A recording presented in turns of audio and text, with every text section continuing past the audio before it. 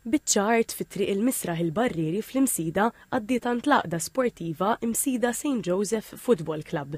Permezz tal-ftehim li ġie ffirmat b'ċenza l-45 sena b'95% sussidju offrut mill-Gvern, il-klabb se jħallas 620 euro fis-sena minflok 11,780 euro.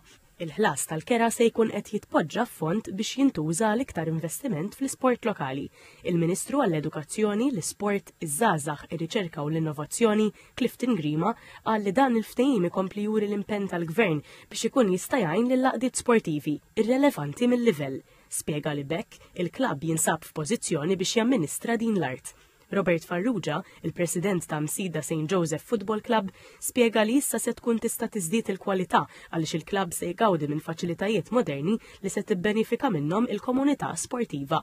Inna huwa fim minn 1906 qatt ma kellna xejn, din hija xi ħaġa ħolma tal-Misidjani kollha li għandna naħdmu u nissistu fiha għalkemm ma kienet tal-education qabel.